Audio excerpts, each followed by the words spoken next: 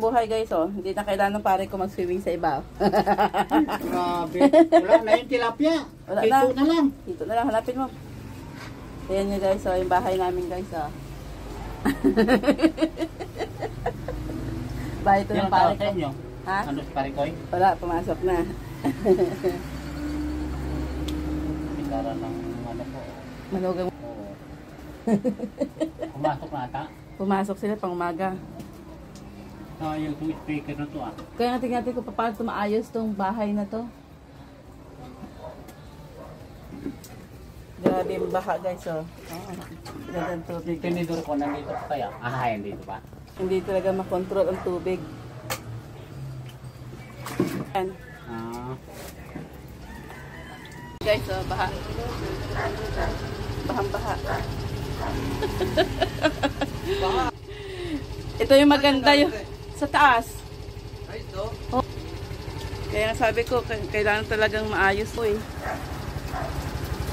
Dito yung dumadaan na yun, no? Kasi yan, wala naman talagang butas yan dati, nilagyan dyan eh. Kaya yan nagkaganyan, no? Talaga yun, no? Bakal, paputol mo lang yun, tapos takto mo ng maliit na ano. Yero. Diyan nagsimula yung mga ano yan eh. Yan ang maganda. Hindi punas-punas.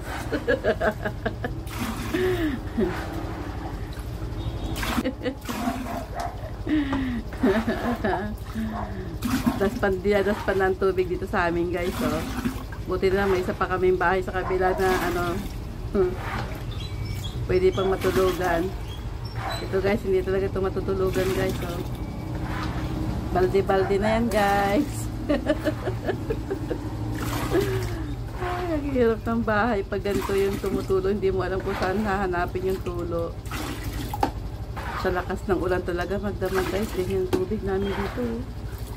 Oh. Lumalabas ito na yung tubig namin sa galing sa bubong. Dumadaloy na dito sa sahig. Ang hirap talaga.